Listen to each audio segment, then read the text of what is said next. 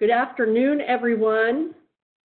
We are waiting for everyone to jump on the line. We've got just a couple minutes before we get started, but I just wanted to tell everyone we will get started soon, so bear with us as everybody jumps on the line. We had over 600 people registered for this webinar today, and we've got about half of everyone on right now.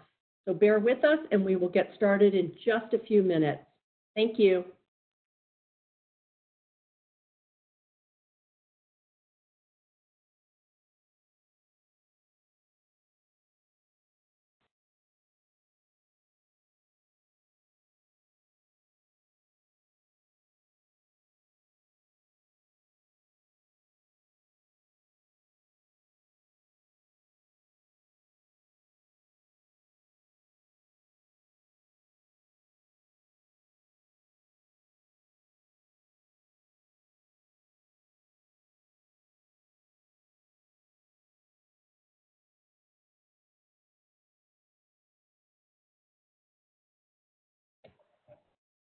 Good day, everyone. It is 12 o'clock noon Eastern time, and I see that we are still getting quite a few people jumping on the line on the webinar right now. So, Jim, are you okay with waiting 1 minute to kick us off?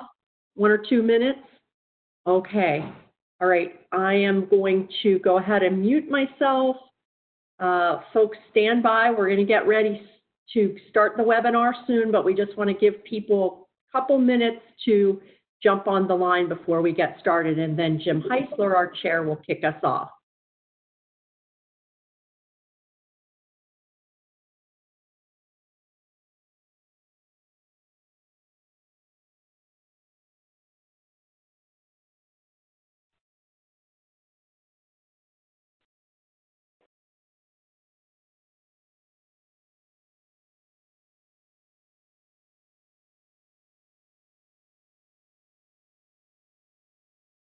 We'll just wait another minute, make sure everybody's getting on. I see the numbers are still climbing pretty good, so we'll wait 1 more minute and we'll get rolling.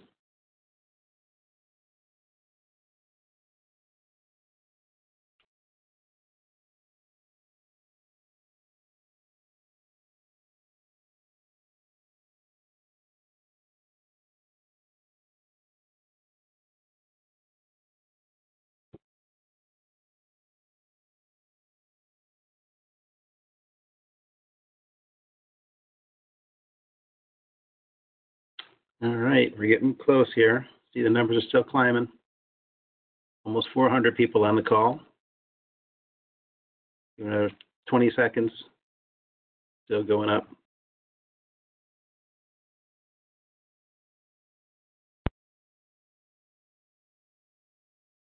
All right, well, I know there's still people getting on, but you know, what time is 11 o'clock meeting start?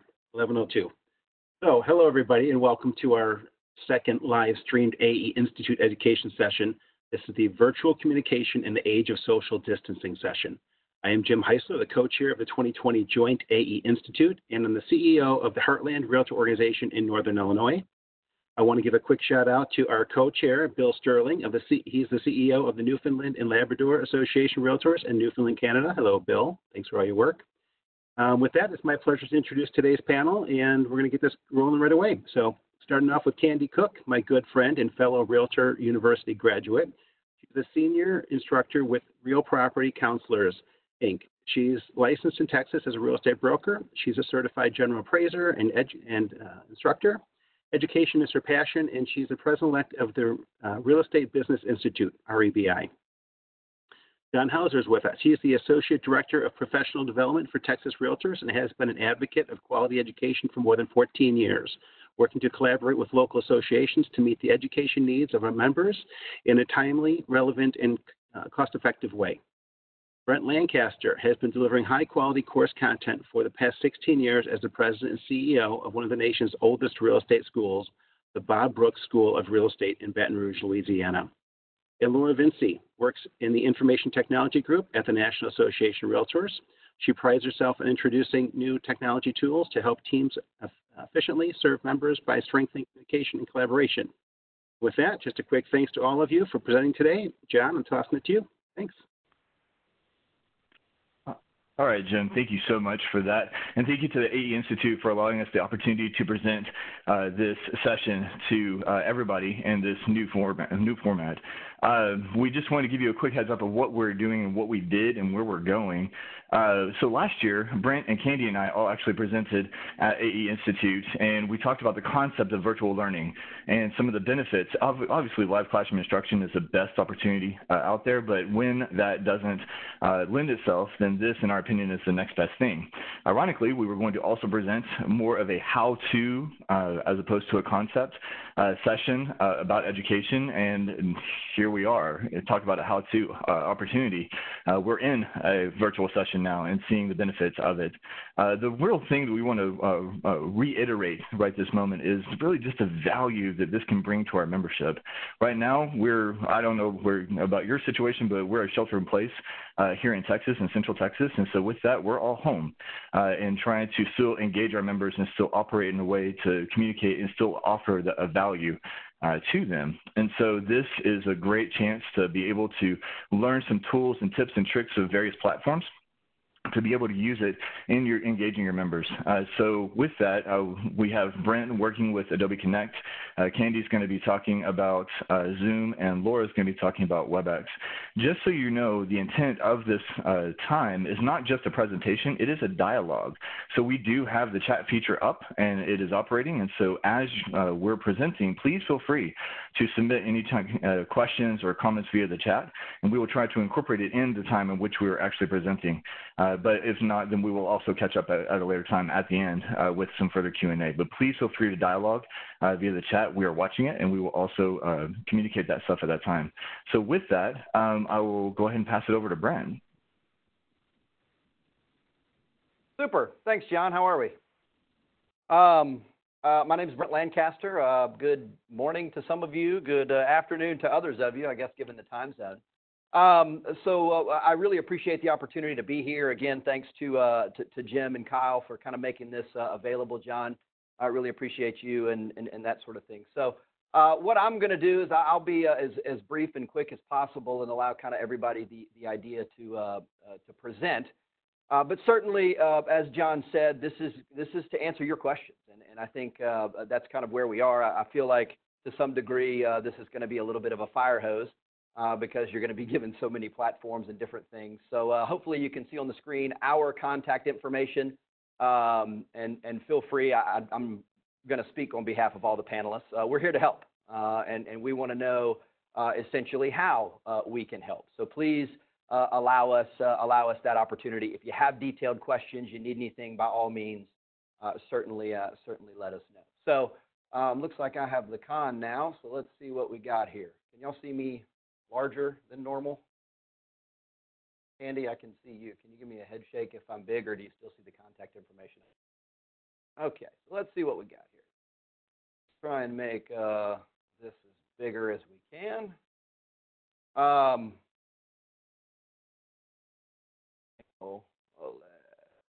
see. Kyle, if you can make me the main presenter there and make me a little bigger, we can.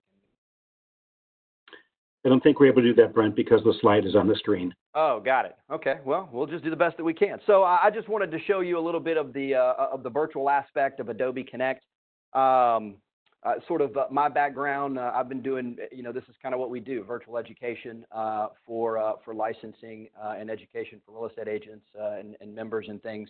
But the first thing I want to address is kind of the meeting. There you go. Wrong person, but that's all right. Thanks, Jim. Everybody, Jim. We wanted to address kind of the meeting aspect and the education aspect, because I think a lot of these interfaces really do both things. I know now, since we're in a virtual environment, you want to be able to hold staff meetings. You need to be able to provide information, board meetings, perhaps, all these things. And that's just a benefit to a lot of these interfaces, as well as the classroom aspect. So being able to teach classrooms is going to be helpful as well. So let me just show you a little bit of the interface as it relates to Adobe Connect. And if we can still make that bigger, that would be easier instead of me being kind of tiny here as well. But I use Zoom and Adobe Connect. I find that both have some really good features. Both really kind of work work well. So what I wanted to do was show you a little bit about what the Adobe Connect interface is, why I specifically chose Adobe Connect over perhaps some other features, and I'm pulling up my computer now. Maybe we should be able to see that as well. I like Adobe Connect mainly because it is backed by Adobe. We use Adobe servers, so from a latency standpoint, from a reliability standpoint, we really see some good things as well. As far as creating a classroom, price-wise, it's very comparable in most cases to Zoom. You can upscale. You can spend 20 grand a year if you wanted to. I don't think that's necessary, but to some degree, some of the plans are a little bit cheaper than Zoom's paid versions as well. But in order to do that, you can simply create a particular classroom. I wanted to show a little bit about what a classroom actually looked like. So one of the features that I like about Adobe is it allows total flexibility. So hopefully you can see a little bit. Let me get out of the way here. You can see a little bit of the way the classroom aspect is modified. Generally speaking, we have, this is a class I guess I taught last year, December 31st. There you go. You can see here as it relates to the webcam. So you would turn on your camera, be accessible here. You have the ability to ask Q&A, very much like all the other interfaces as well. And this is what's called the presenter view. So the presenter view here on the outside, you can see it has Q&A where they ask in this particular piece. You're able to monitor and manage any questions that may be asked as well. You can also look at attendees. You can see I've got some attendees over here. I just logged in for 2. You can see the participants down there, so you can tell a little bit about what's going on. You can see Anna and Elsa there. Those have been very beneficial in my house, Anna, Elsa, and Disney Plus. Since we were a shelter in place for the entire state of Louisiana, they've been very good babysitters for us over the past week. The one reason I chose Adobe Connect, and I think one of the reasons that Texas chose Zoom, is to get past some regulatory hurdles. And this attendee version really is a big part of that. And one of the things that you're going to be able to see here, maybe you can, is you can see these little green dots, and that shows engagement. One of the things that's able to do is really get past the regulatory burden. So people that are looking, maybe they have another browser up, perhaps they even have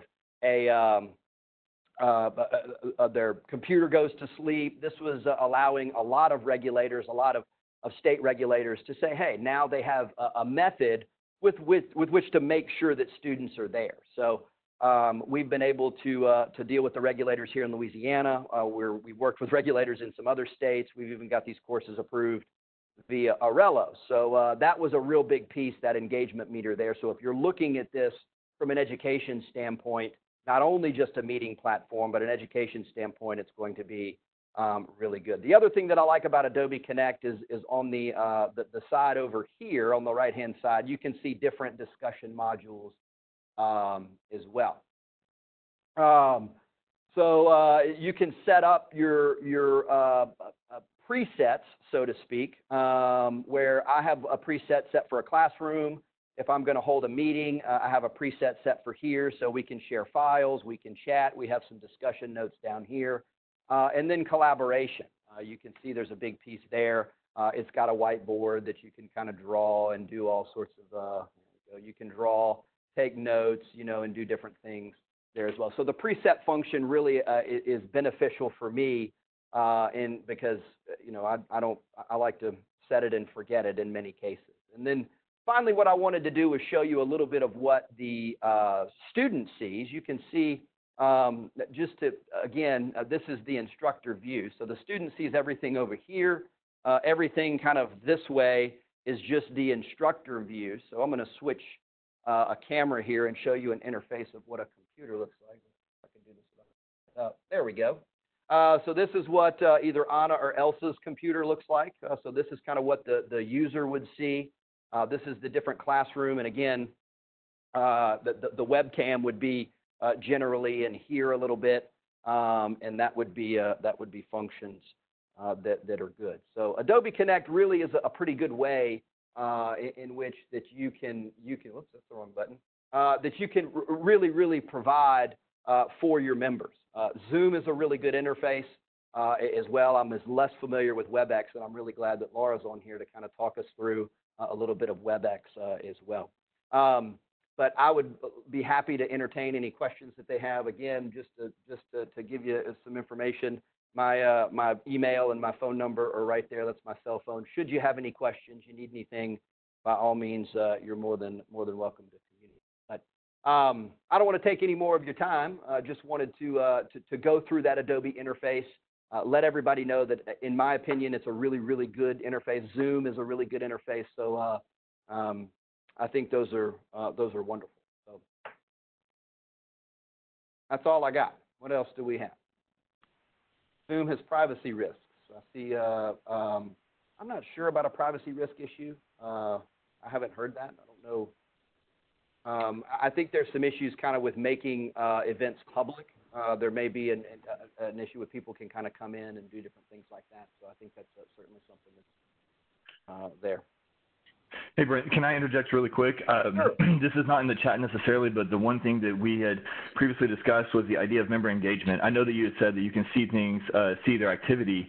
How do you feel like they're engaging in the actual experience? As a result, do you see a survey that says they really appreciated the content, or can you elaborate more on that? Yeah, I think from a content standpoint, content's going to be king. But also, as it relates to an engagement standpoint, you can see, Zoom has obviously the feature where you can see all of the cameras. So does Adobe Connect. It's right up here. You can run that toggle.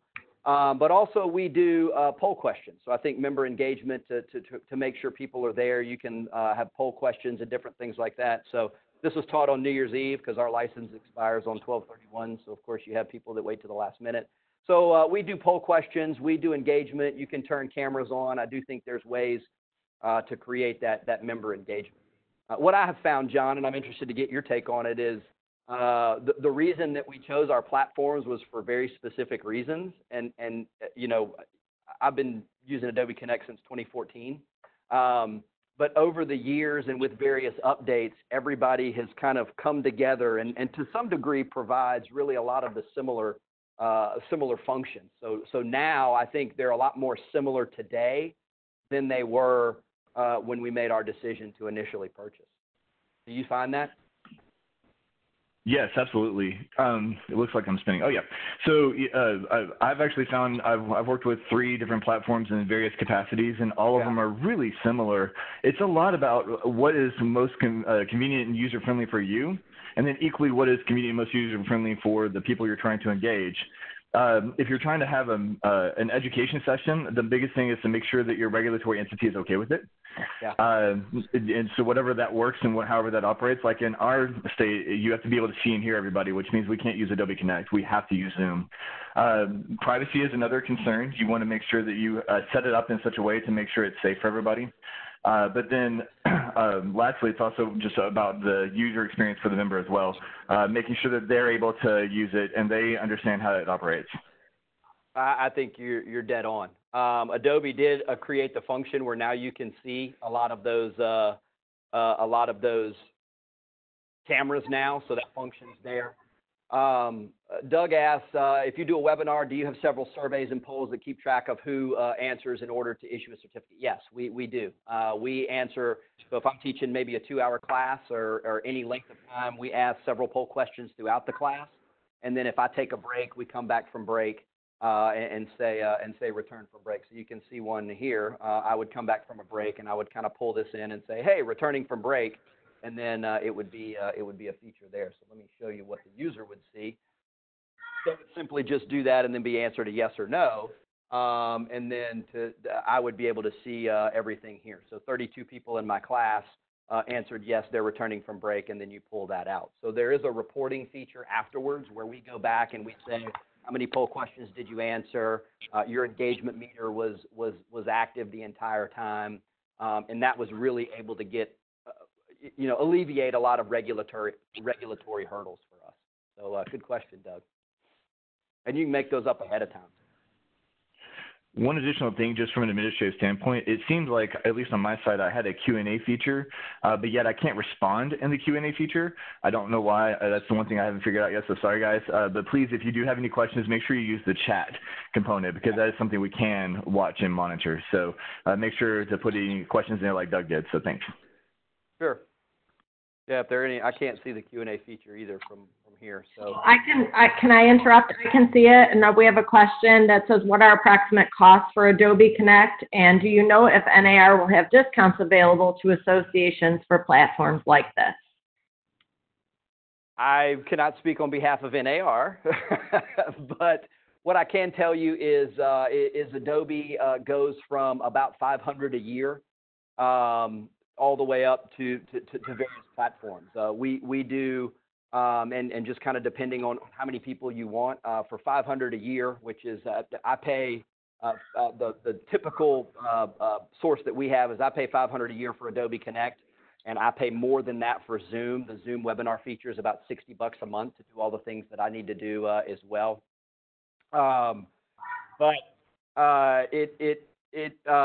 Adobe tends to go from 500, and then if your classroom is less than 100, if you're going to have more than 100 attendees, it's probably best to, and their next tier is $3,500 a year, which if you're bringing in instructors, and by the time you pay an instructor and travel costs and different things like that, it's, probably the cost of a single instructor and travel. And then it can go up from there. You can get a 3,500 that has 200 seats, and then you can go to 300, 500, different things like that. So from a cost standpoint, and they do a really good job of providing support, providing webinars. I'm not as tech savvy as it may appear, because I like things to be easy. I like things to be simple, and that's the way that it is. Is it hard to do Adobe from a computer without the smart board he has? Yes, it's very much. You can just turn on your webcam. I have taught classes from my phone. Unfortunately, when we've had some technical issues, I've taught it from my regular computer from my house. It's just because we've been doing this a long time, we have a full studio with various sets and things that mainly because I don't like staying in this little box. I like to walk around, so we created that as well for here. But no, I think Adobe works very well within the webcam function, should you choose to go that route. A good question.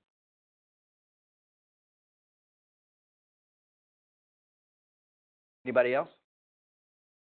John, you want to let Candy handle Zoom? I think that would be good. I feel like I'm talking too much. Okay, Sure. I guess I'm on. Okay, I'm now the presenter. Can you guys see me in a bigger picture? Or are we still, yeah? Okay. So I was looking at this, and I will be honest with you guys, I had nightmares about presenting to you this morning. I've been up since 4 o'clock trying to figure out what I was doing and harassing my co-presenters with me. I work on this and on Zoom as engaging as a whole. And I could show you slides and do everything. Instead, I'm going to paint you a picture. You may be intimidated. I see some of the questions coming up, but Zoom is intuitive. And our world came to a 180-degree turn on March 17th. And I went from being booked every single day as an instructor to being, oh my goodness, what am I going to do? Since that time, so we're going to talk about since March 17th, it's been 8 business days. I've had over 200 students. I've done 7 classes. I've done 1 certification and 1 designation. To tell you, I've had people who are 18 years old in my classes. I also have had a man who told me today he's been in the business for 48 years. So anybody can do this. On Zoom, because it's so intuitive, we can sign up, we can send a link and get this going. I want to talk about how easy it is. We set up a link. Thank goodness for John. John has coached me all of these years. I've been doing it about 4.5 years, but I have links. I send it out. I've set up a system. I am teaching GRI. I just finished 16 hours of GRI, and where Adobe has you check in, I actually have to be able to see everybody and interact with everybody.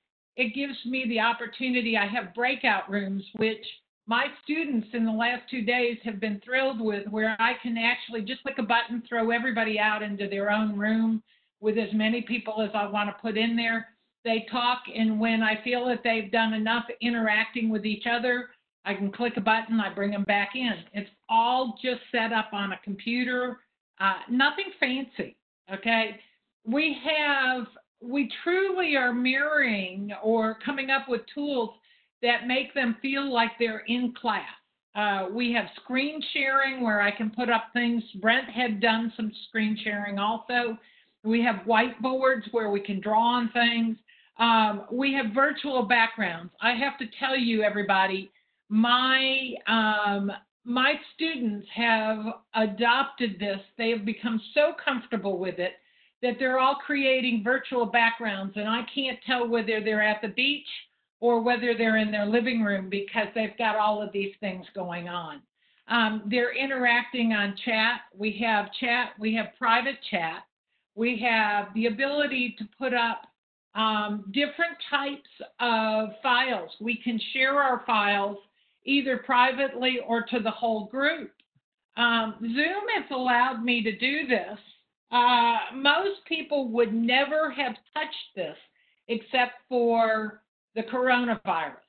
I'm sure that there are people who are taking the live interaction, live broadcast classes who would much prefer to be sitting in a room with somebody until you realize that yesterday I had somebody who got tested for coronavirus in my classroom. Thank goodness she was somewhere else at her house. She wasn't breathing on us. She wasn't doing anything. But out of that day, they all decided, my class decided that they're having a meetup, a Zoom meeting tomorrow morning at 9 o'clock to revisit what they learned in GRI in the first 2 days.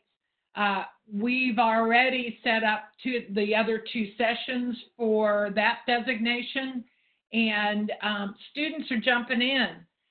So the Zoom breakouts, I have had up to 12 people. I have an account that allows me 100 participants. I have not gone over 44 people yet. I have limited my classes. I'm trying to limit them to 50, and all I did was said I wanted 10 breakout rooms. You do it, computer, hit the button, and 5 people went into each breakout room. But when somebody asks a question like Amanda Stinton, oh, of course Amanda's asking me questions privately.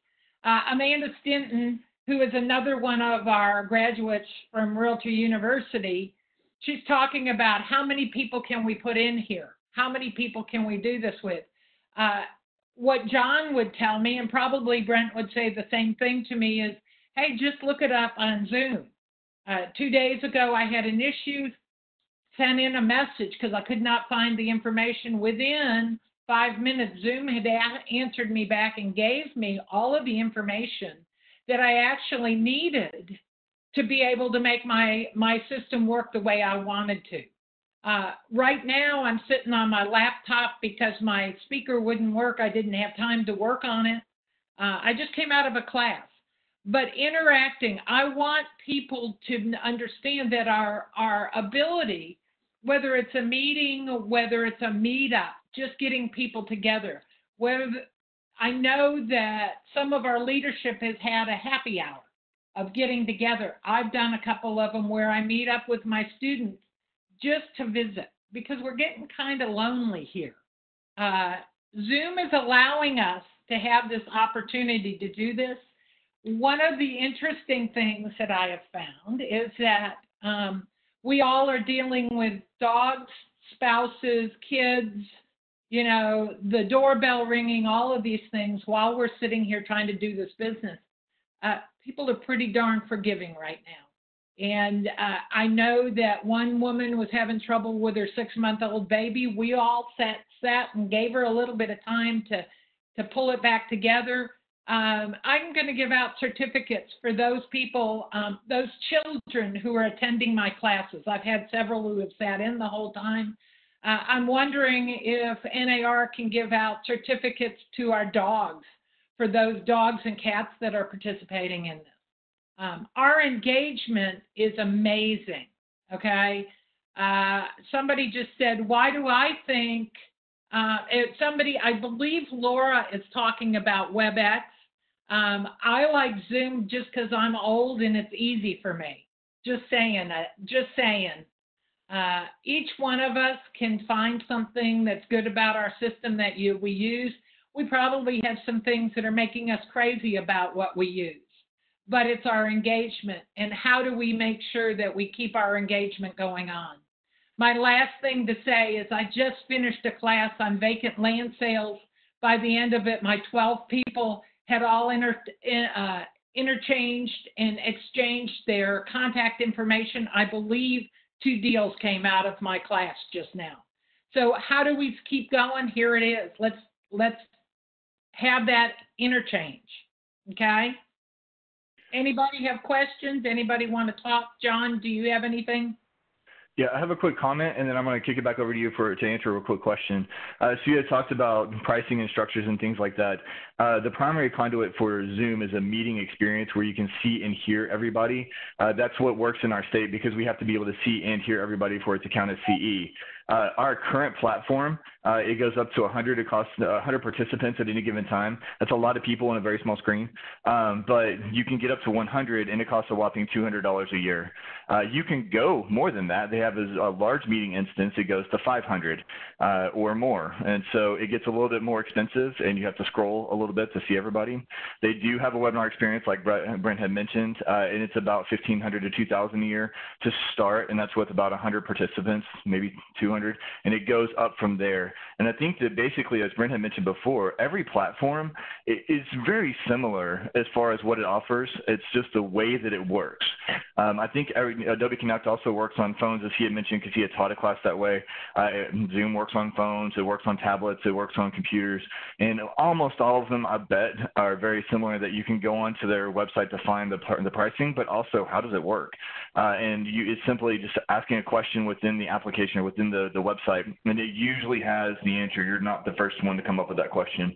And they're building things every day. I found out about large rooms two weeks ago. Didn't even know they existed. I'm not sure I would really want to do one. That's a lot of people, but it's a great way to engage. And it's a great way to make sure that you're able to reach out to the members.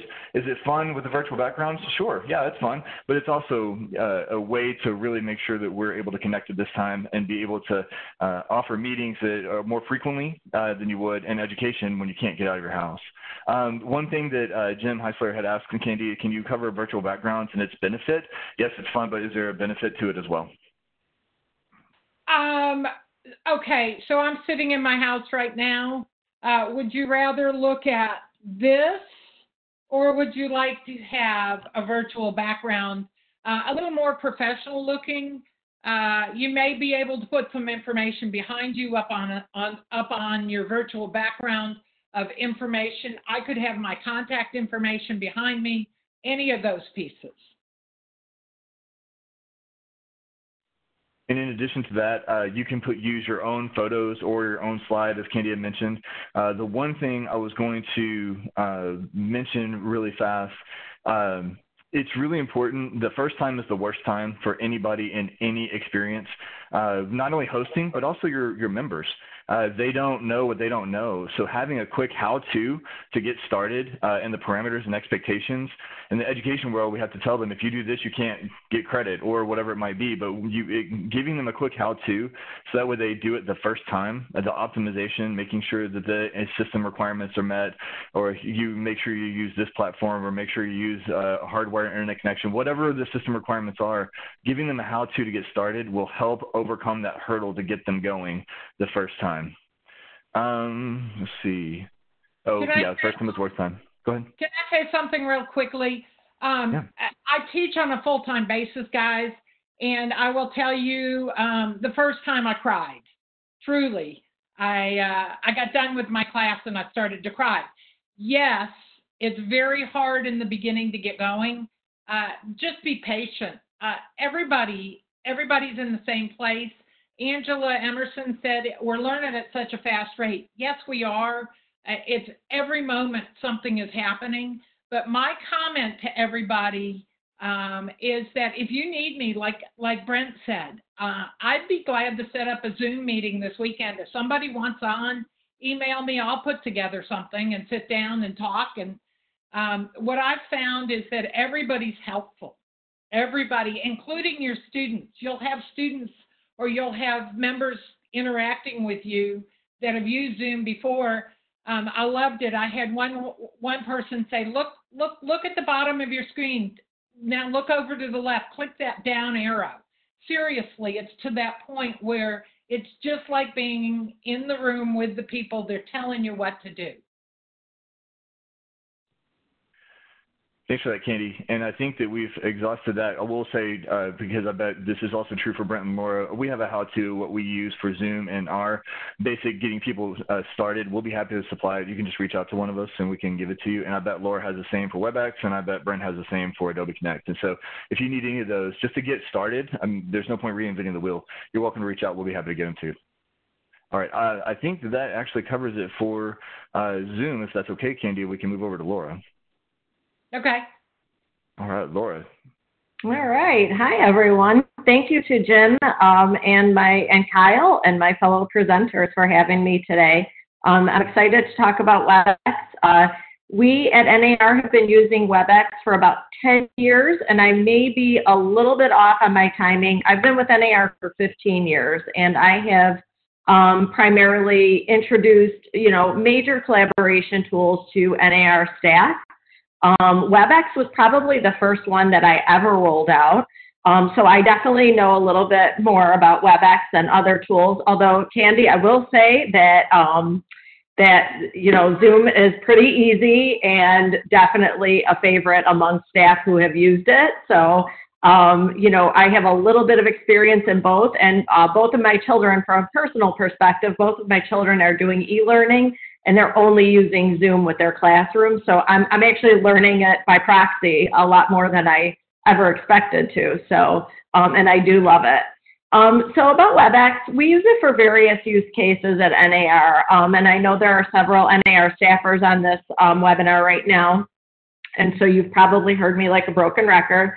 We use it for major conference, major events like this. We have over 500 people on this event right now, on this webinar. And we have, it definitely can hold a lot of people. But then we have some use cases that are smaller in size. So we have what we call a personal room.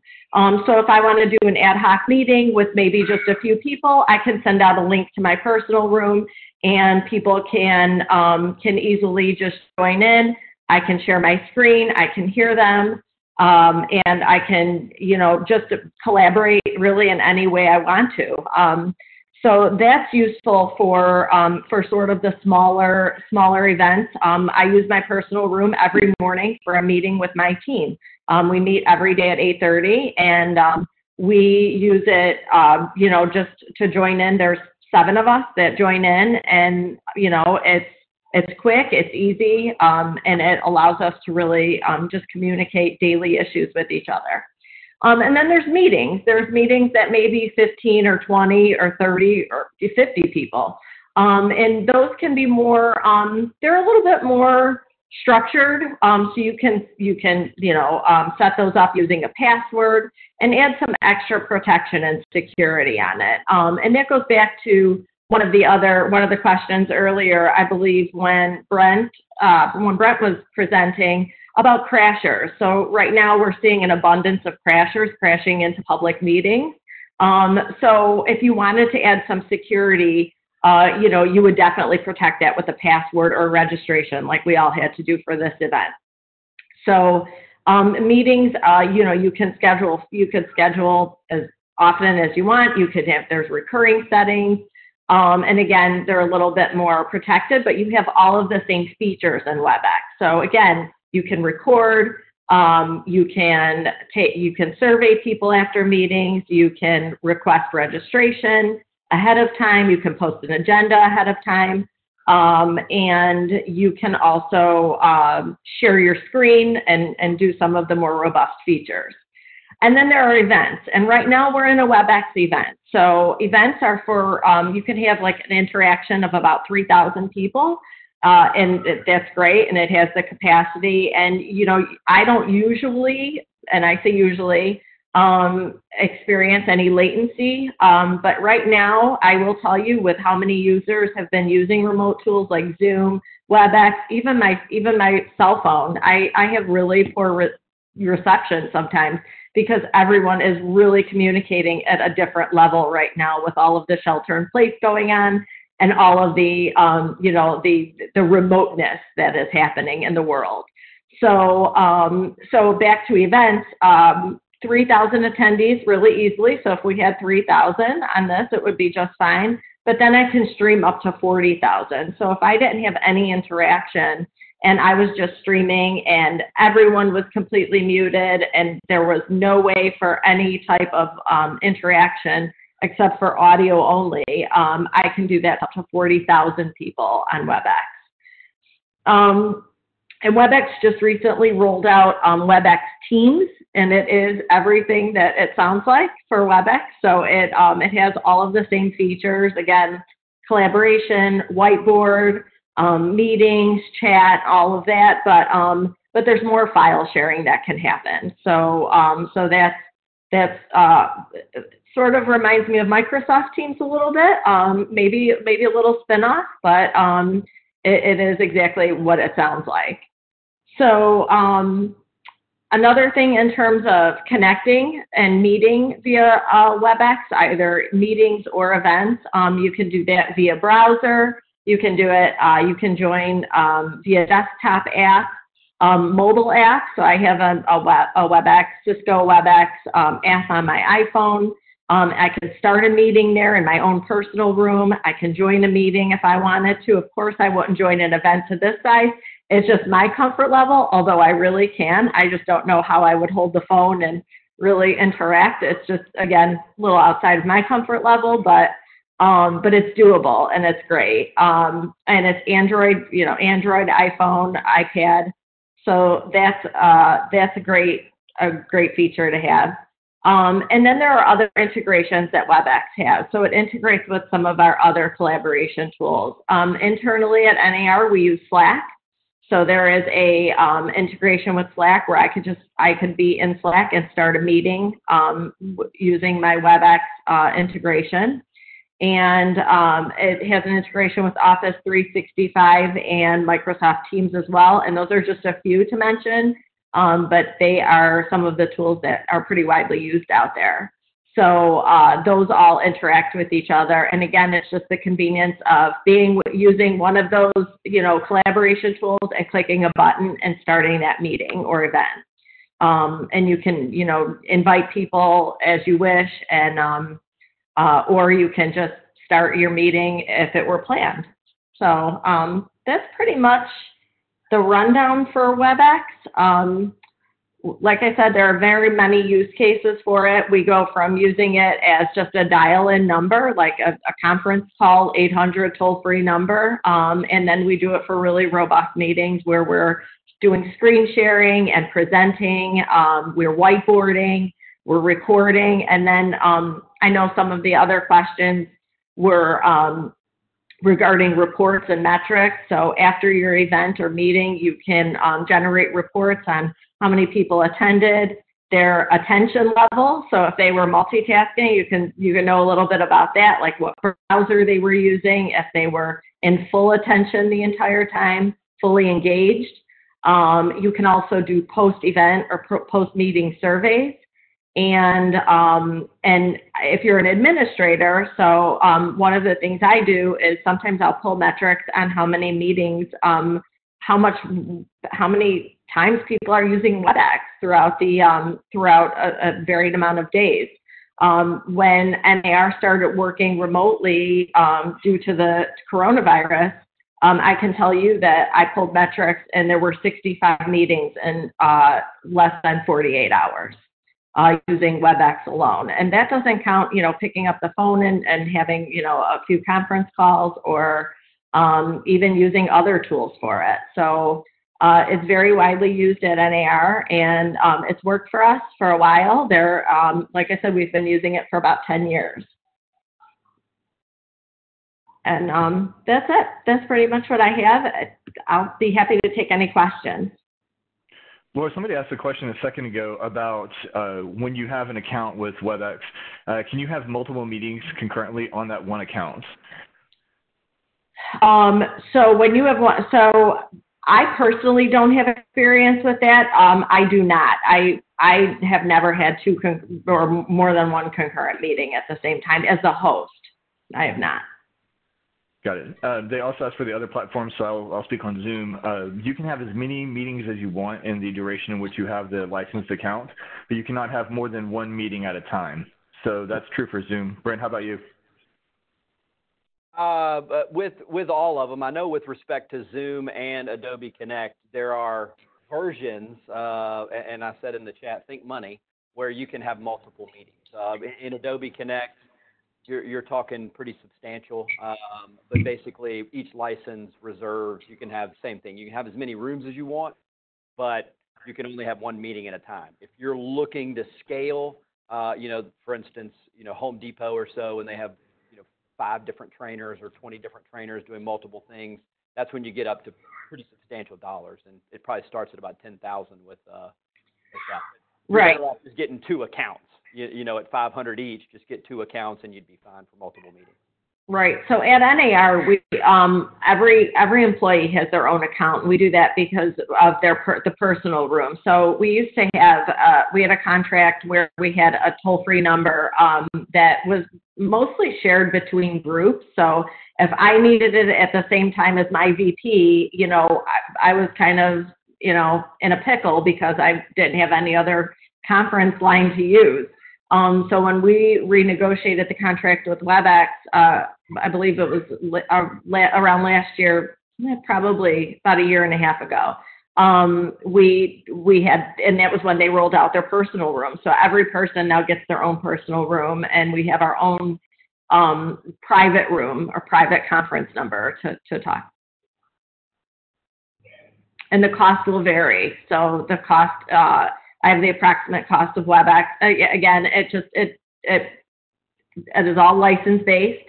It's feature-based, so I know Webex events like this are a little bit more costly than meetings. So I definitely encourage you, if you're interested in Webex, I can share some resources with you. I'll be happy to, especially as you get ramped up and start rolling this out to staff. I have some really good resources and write-ups.